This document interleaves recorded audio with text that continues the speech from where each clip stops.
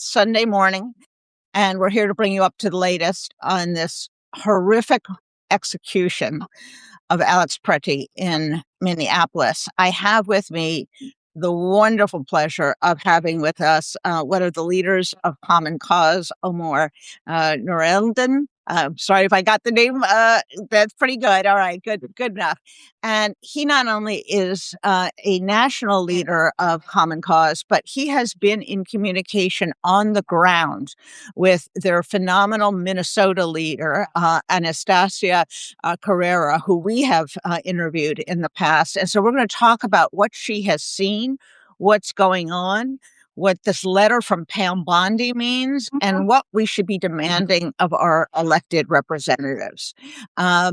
So we will let a few more friends join us just to bring people up to speed. Of course, we all saw by now the horrific video, multiple videos, and we've seen some of us the sworn declarations of eyewitnesses. Alex Pretti was not attacking the ICE or other enforcement agents. They had pushed down a woman. He was helping her up. He was then pepper sprayed in the face, knocked to the ground, beaten. A licensed weapon, which he had with him, was removed, and then he was shot multiple times by agents there. I have with me Omar Noureldin, who is the Vice President of Policy and Litigation at Common Cause. Let me just start with the basics, Omar. What was your initial reaction when you saw the video? I mean, like so many people, I was horrified. This is not something that we're seeing. We have to believe someone else's accounts of what happened. We can see it for ourselves. We've seen it in slow motion. We've seen it from several different angles. And the scene, unfortunately, is not unfamiliar because it was the same type of execution style as you described, Jen, killing of a Minnesotan that we saw a few weeks ago with Renee Good. So not only was it horrifying, it was familiarly horrifying to what we saw just, a couple of weeks ago. And thank God we have so many people engaged on the ground filming these incidents, in large part because of the work of Common Cause. I know Anastasia is on the ground. Where was she yesterday, and what did she tell you she had seen and heard? So yes, our Minnesota State Director Anastasia Belladonna Carrera has been on the ground since Renee Good's killing. Actually, she was scheduled to be on vacation through most of that week and even coming into last week, but duty calls, and so she has been on the ground. Yesterday, actually, she was going to a different part of the state, Rochester, to do some organizer trainings. And then once she got message of the killing of Alex Pretti, she kind of immediately went back to Minneapolis in order to help coordinate on the scene. Because what we don't want and what she didn't want and the work that she's been really focused on is making sure that none of these killings results in additional violence and confrontation between the everyday people of Minneapolis and Minnesota and federal law enforcement. And to be clear, that has not happened. We have not seen violence from everyday people. Just on Friday, there was the first general strike in the U.S. in decades. I think some have said 80 years. And there was no violence. There was no confrontation. The only violence we're seeing is from ICE. And so that's where Anastasia came back and literally in some instances is, having a bullhorn directing folks to other areas away from where law enforcement are in order to peacefully protest and exercise their First Amendment rights. And so this narrative, and at this point we have to call what it is, the lying that we are seeing from top officials in the Trump administration, from Pam Bondi, from Kristi Noem, from the president himself, from Stephen Miller. They're all lying. And as you said, luckily, because of the work of these legal observers who are taking videos of ICE actions to make sure that ICE cannot act in impunity when the federal government, both the executive and the Congress, are not holding these folks accountable. So everyday people are doing their part. They're doing their part, and at the risk of their lives. I mean, this isn't like an abstract kind of discussion about like we're putting ourselves in harm's way potentially. Like people are being killed point blank for trying to make sure that our constitutional rights are upheld by taking videos of lawlessness. So sorry, I'm pretty worked up about. Absolutely. And to be clear, there's a First Amendment right to video public officials in public doing their jobs. They work for us. They don't work for themselves, although they may think otherwise. Likewise, for all Second Amendment advocate friends, he was licensed to have a handgun. He was not brandishing it. You do not lose your Second Amendment rights, as we've been told, simply because somebody else mistakes you for someone who may be a threat to them. We have argued against concealed carry laws, but that's the world they created. And now they cannot claim that this person is a legitimate target simply because he had a licensed weapon with him. When Anastasia arrived, what was the reaction of volunteers and others on the ground? Was it anger? Was it despair? Was it determination? Did she describe the mood at all? Yeah, I think it was folks are afraid. You know, they're afraid because they're there to make sure that something like this didn't happen, that people are not being killed in broad daylight on the streets of Minneapolis, and yet it's happening. And we can't describe this as like a one-off incident that, you know, oh, yes, it was tragic what happened to Renee Good, horrifying, tragic, but it was an isolated one-off freak accident. Freak accidents don't happen on a weekly basis. And so she described folks being afraid, but also resolute. And, you know, as someone that is, far away, it's hard to understand how you can hold physically far away from what's happening in Minneapolis right now. I'm in Washington, D.C. But it's hard to imagine being able to hold both of those emotions at the same time, real fear, and at the same time, resolute determination that they're not going to be intimidated and, you know, let the lawlessness kind of continue. The other is a sense of uncertainty. You know, there's so many dynamics at play here. There's dynamics around what the governor might do, dynamics around what kind of investigations might happen, and wanting to be able to contribute to that. I think, you know, you talked to Anastasia last time, Jen, about how the federal government is not cooperating with state and local government over the investigation of the killing of Renee Good. And so folks were trying to, and this is some of the work that Anastasia and our Minnesota team did, is be able to create an infrastructure so folks can share the videos and firsthand accounts they have with local and state authorities so that they can do the best investigation they can. I think we saw yesterday that AG Keith Ellison Yeah. in Minnesota filed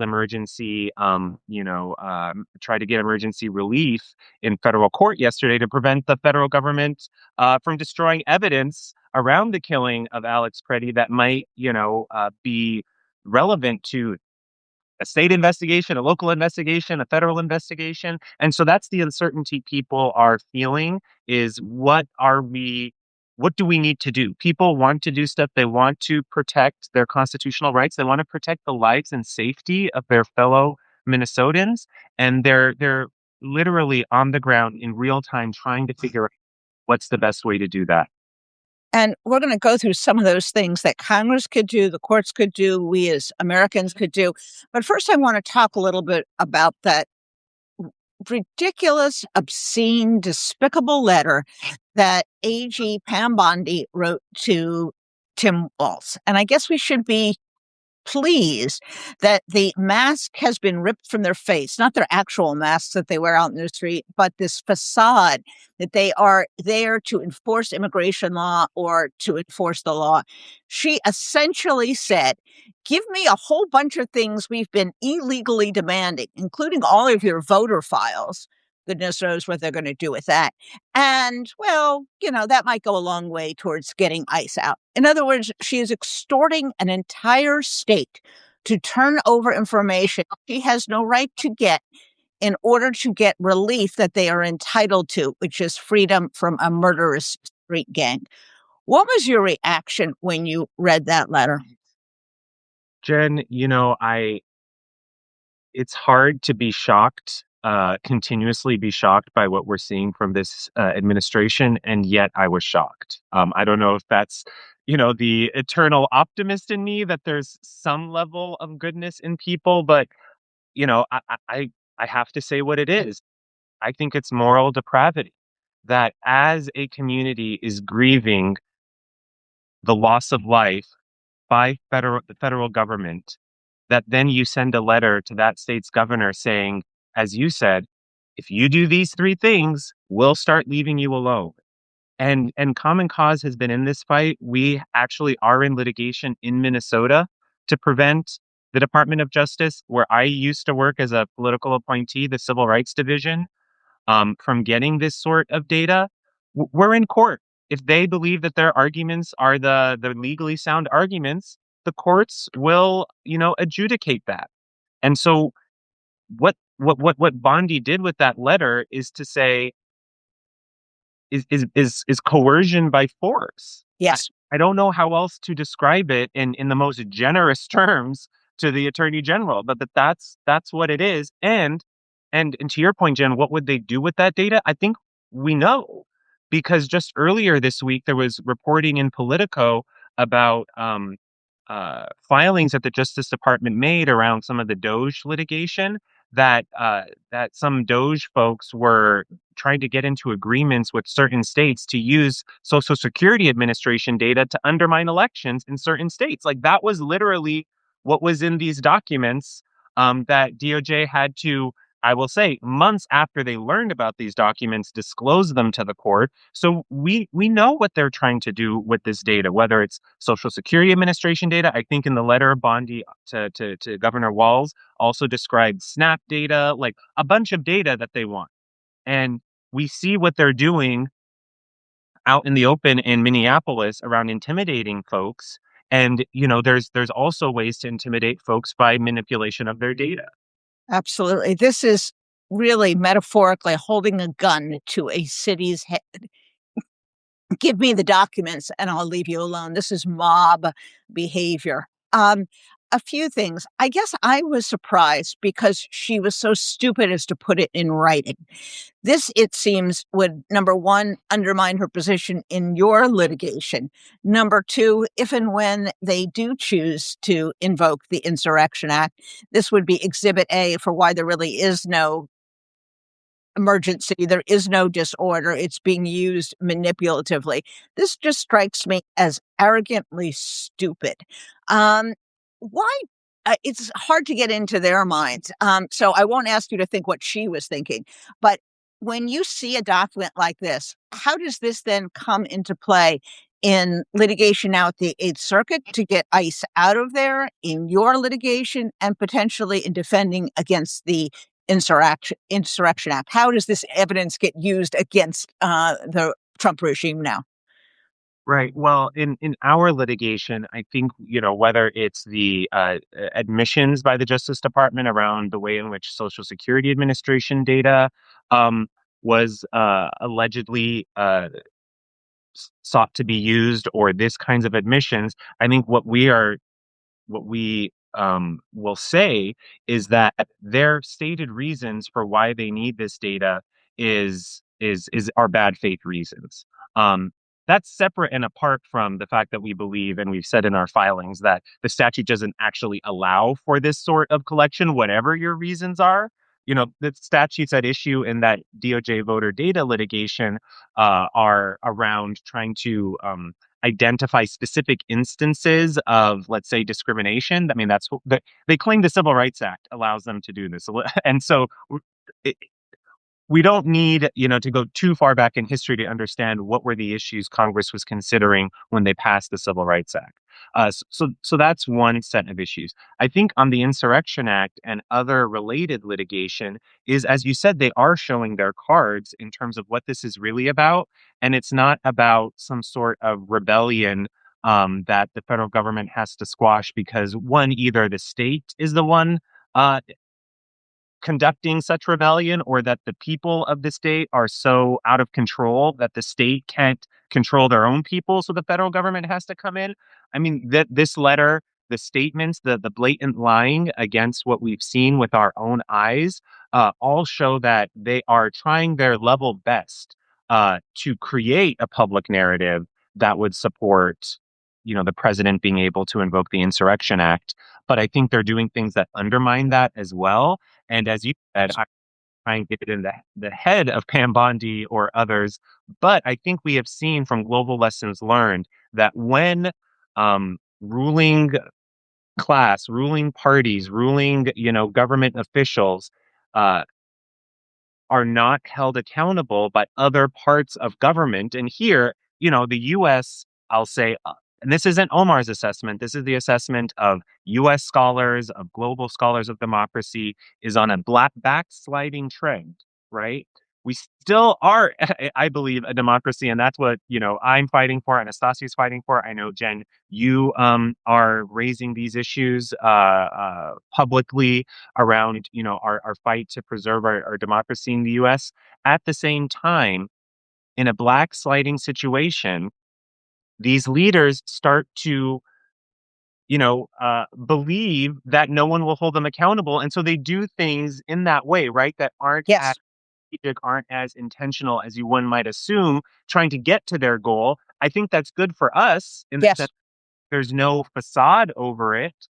Um, but I do think it is an indication of where we are in that black sliding trajectory, that now we have the Attorney General of the United States not even believing that she has to create some sort of pretextual cover about what they're trying to do. absolutely. I'm here with Omar Noureldin, who is the head of policy and litigation for Common Cause, one of the groups that is most instrumental in defending our democracy and has been on the ground in Minnesota helping to organize, helping to film. So we're thrilled to have Omar here. Let's broaden the conversation a bit and talk about what can be done now. There is litigation going on in federal court, multiple suits brought by the ACLU and others to get ICE removed or to put severe restrictions on them. But really, the action now, I think, goes in large part to Congress. Unbelievably, even with one murder behind us, the House passed the DHS funding bill, which is a joke. It has essentially no real restrictions. And worst of all, 7 Democrats, apparently afraid of their own shadow and not reading the polls, voted with them. But it comes to the Senate. And last night, we finally heard from the Democrats. They are not going to vote to support this funding bill. And the question now remains, what do they want and what are they going to fight for? Although it's probably not going to happen until we have a Democratic trifecta, it would seem important to put a flag in the ground and call for the dissolution of ICE, the reorganization of DHS, and the reformulation of a lawful, serious, well trained force to enforce our immigration laws. What is Common Cause's ultimate position before we get to the immediate things that can be done on the future of ICE, the future of DHS? So our position, our tagline is holding power accountable. And so our ultimate goal is to make sure that any federal agency, any elected leader will, and that those agencies and leaders are conducting their work per the Constitution, per the laws of the United States, in a way that serve, not intimidate or coerce everyday people. So I think there's a lot to say about the Department of Homeland Security and how to make sure that that department actually is making good on its purpose in a way that serves and doesn't coerce or intimidate everyday people. I will say, though, also that part of the issues around DHS are related to our broken immigration system, and that falls squarely on Congress. And so whether it was, issues around uh, ICE immigration enforcement in ways that don't result in execution style killings of people in the streets, there were still problems with ICE, with Yeah. CE, and with USCIS, all the kind of various agencies that were kind of lumped up within DHS. I will say that DHS could use stronger internal guardrails. The Office of Civil Rights and Civil Liberties within DHS was meant to be able to kind of be that internal auditor watchdog. I don't think it has sufficient teeth in order to do that within DHS. It kind of depends on the administration, and even in the last administration, under the Biden administration, where more resources were given to the Office of Civil Rights and Civil Liberties within DHS, still, folks, the institutional culture was such that it was seen as like a pro forma box we had to check. Let's send our policy to that office. Let's, do that. We sent it, box check. If they raised serious concerns, unless at some point it kind of got to the secretary himself and, he had to get involved, like folks didn't treat that office in the way that we would want an office meant to kind of keep within the realms of civil rights and constitutional rights. So And that's kind of like big picture stuff that needs to happen in right. the. At a certain point, though, do you have to conclude that the culture, the internal operation is so rotten that it has to be leveled and we have to start over again? That's the point at which many Americans are reaching a conclusion. It's now a plurality opinion that we need to really redo the ICE and the whole DHS structure. Is that something that Common Cause would support? I think so. I think we would support reimagining the entire immigration system, from our laws all the way to how those laws are enforced. I have a mentor, Connie Rice, a civil rights lawyer, related, but not the same as Connie Rice, civil rights lawyer out of Los Angeles, who did a lot of work and was, one of the principal authors of President Obama's 21st century reimagining of police in the United States. And I think what Connie says in relation to just everyday policing in the US is that folks who are here domestically enforcing our laws need to have a guardian culture, not a warrior culture. And what we are seeing with ICE is a warrior culture on American streets. And I will concede to your point, Jen, that rooting out that type of warrior culture that is so ingrained in an institution now isn't something and I'm a policy wonk, so I'll get into the policy, but goes beyond some statutory fictions on the Office of Civil Rights, or some sort of review board over use of force trainings. That requires a total reimagining. Yes. And I agree with you. Even a total rebuilding, restructuring, take it all the down to the studs and rebuild something that doesn't have that warrior culture in it. We can start perhaps with the big slush fund, $75 billion or so that is oozing around in that organization, which has emboldened them to, in their hiring practice, give outrageous signing bonuses to hire people who most likely should not be in a position to carry a weapon. They have supercharged themselves, creating monstrous retention centers that are not abiding by basic requirements. So it seems funding and oversight for funding is really a key part that Congress has not been doing. There are many good ideas floating around. And friends, on Monday, I'm going to list a whole bunch of them in my piece for the Contrarian. But everything from unmasking to prohibiting officers from shooting at moving vehicles to protecting First Amendment protests that are peaceful to setting up an inspector general to barring the use of force unless there is a real threat to the lives of others. There are many specific details. And when I start listing them, I realize that's simply what every law enforcement entity in the United States, including the FBI, lives with every day. We are simply asking that the rules that are the norm everywhere apply to them. Are any of these ideas out of the ordinary? Would they prevent the regular lawful enforcement requiring warrants, which we have for years? Does any of this prevent them from the lawful execution of our immigration laws? No, Jen, these are actually the fundamentals of effective policing. These are the types of things that local and state law enforcement engage in every day. And the Justice Department, at least when I was there, it was the type of things that the Justice Department would require state and local law enforcement to have as part of their standard operating procedures in order to comply with our federal civil rights laws.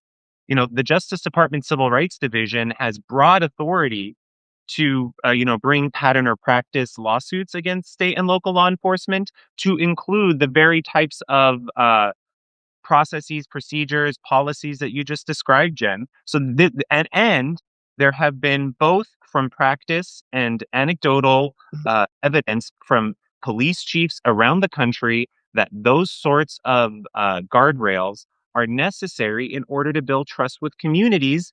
And we know that effective policing requires trust of Yes. as I said earlier, policing is about being guardians of communities, not warriors in communities. And and as I said just a few minutes ago, I'm a policy wonk. I love all that policy and trying to figure out the right kind of cocktail of policies in order to get the outcomes we want. That said, without leadership who believes in those policies and will internally enforce those policies and hold people accountable in their departments, in their agencies for those policies, a bunch of stuff on the books isn't going to do much. And so we have seen that Christy Nome, that other leaders at DHS and leaders at the White House are not interested in any of these policies. So while I applaud and Common Cause will push for the appropriate kind of policies in whether it's appropriations writers, separate legislation, all that sort of thing, that is all well and good. And we should continue to do that. And at the same time, the leaders meant to enforce those policies have to be in place. And um, we have not seen that the current leadership of DHS is able and willing to kind of have that type of accountability structure and enforce it. Absolutely. And in any other time, the leader of the Department of Homeland Security, the Attorney General, the head of the FBI would have been forced to resign or would be facing impeachment proceedings. These people are lawless. As the great Paul Krugman wrote, they are monsters. They have no interest in saving lives. They have no interest in protecting the American people, let alone enforcing the Constitution. Let me back out a bit. Friends, we're talking with Omar Noureldin, who is the policy and litigation head for Common Cause, who has been in communication with their local chapter in Minnesota throughout this and well before this, as they have organized, helped keep the calm, ensured that we have citizens out there monitoring the situation.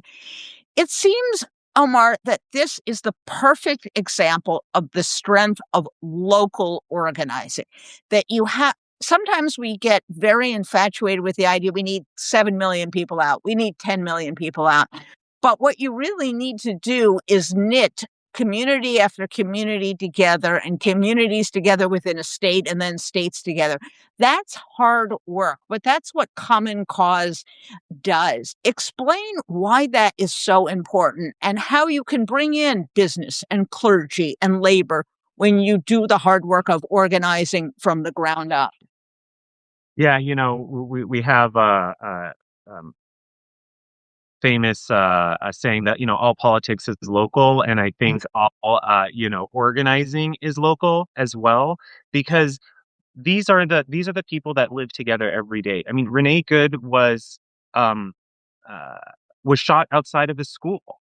This was a school that was part of her community, right? And that's why she stopped, because there was an ICE operation happening in and around the school. and she cared about her community.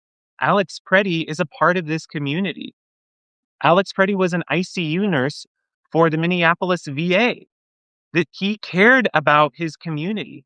And so all of the folks that are doing this work are because they are creating what we want, healthy communities where we care about our neighbors, where we care about someone that I might not know their name, but I see them walking their kid to school.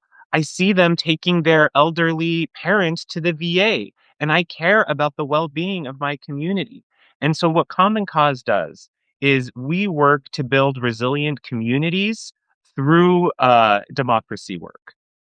Our work is to make sure that people are able to vote and have their voices heard to create whatever policies that community believes will best benefit, their community. We make sure that folks at the local, state, and then even, yes, at the federal and national level who are given positions of public trust are being able to are being held accountable to ensure that they're doing stuff on behalf of the public good, not their own private interest.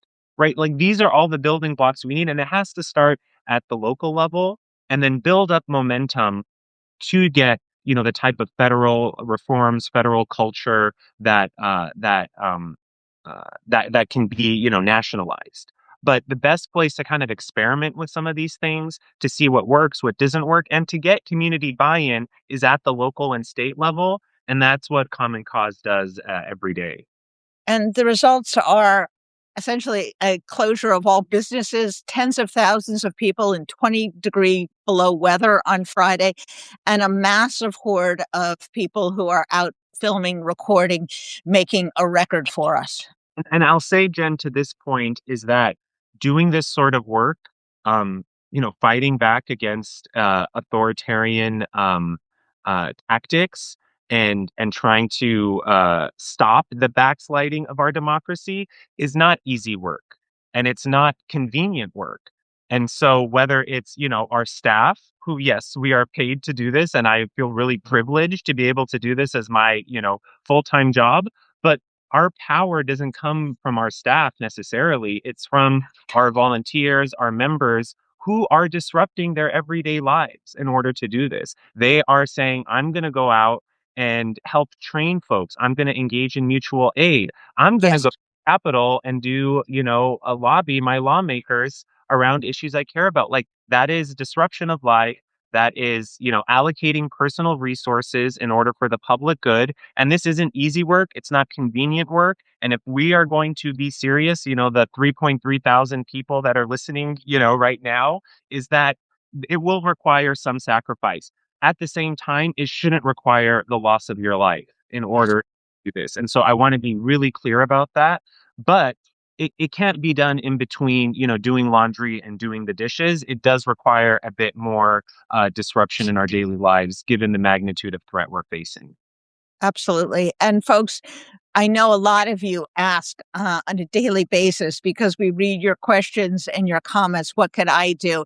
We have started a call to action every Thursday that will list specific things you can do. And one of those is reaching out to Common Cause in your area, seeing if you can become a observer, seeing if you can be trained in non-violent demonstration. These are concrete things. My heroine, Jane Goodall, said, you can't expect people to do everything, but everyone can do something. And this is the something that you can do in a very concrete way. So this upcoming week, call your congressman, call your senator, tell them you want real restrictions, no more unlimited funding for ICE. You want to see them make the case to replace and rebuild ICE. You want to make sure that they give the president in no uncertain terms the message that invocation of the Insurrection Act is not acceptable. And don't think Taco Trump can't be turned around. He was turned around on Greenland. And when, like any bully, he gets punched in the nose, metaphorically speaking, of course, he does an about face. He does retreat. He comes up with some cockamamie excuse for why he really won after all. That's fine. Let him tell himself whatever he wants to tell him. But now is the time. And Omar, let me close with this. There are certain inflection points in history when we see Bull Connor's dogs attack the children in Montgomery in the Children's Crusade. The Shirtwaist Triangle Fire, where women plunged to their death, and that sparked the labor movement. Can this be one of those moments? Can this be a moment in which America finally is infused with the uh, energy, the power, the momentum to really reclaim their democracy? Yes, I have to believe that because that's what keeps me getting up every day, and my colleagues and our, million plus members around the country. I will say that I think, Jen, we are seeing it. We've seen that mass um, uh, desire for preserving our democracy and making sure that our country is a place where we all feel safe and welcome. And that's why I believe we're seeing the escalating tactics because the Trump administration sees the writing on the wall. They see that folks are not being complacent. They see that folks are getting up and disrupting their lives, as I said, in order to stand up for what they believe is right and for the ideals that we hold dear in this country. And so we are doing it. Unfortunately, we are seeing intimidation and coercion to kind of quell that sort of peaceful, joyful at times resistance to this sort of lawlessness. But stand assured that us at Common Cause, our partners, folks like you, Jen, who are bringing this information to thousands of people when we let's talk another time, Jen, about our corporate media landscape and how the conversation there is so, well, they'll just put Kristi Noem on the screen to lie for 30 minutes and then no one says really anything about it. But that's a separate conversation. But, all to say, Jen, thank you. And others like you who are bringing, the truth out to people directly. All of this are the necessary ingredients. And I do believe we're going to come out on the other side of this and that this inflection point that will be something that we learn about in the history books where Americans really said our democracy is not self-executing and we are going to be the ones to ensure its survival. Absolutely. Thank you so much, Omar, for all of your doing. Thanks for making time on a Sunday morning on short notice. We really appreciate it. And contrarians, keep watching, keep reading at this space. Don't over traumatize yourself with viewing the same videos of the execution over and over again. Use that energy and that anger to engage in productive action, like Omar said. So thank you again, Omar. We will be back at the Contrarian for Coffee with Contrarians tomorrow morning at 9:15 a.m. sharp. And I have a special Sunday piece, so go take a look at that if you will. Thanks so much, Omar. We'll look forward to speaking to you soon. Bye-bye. Hi, everyone.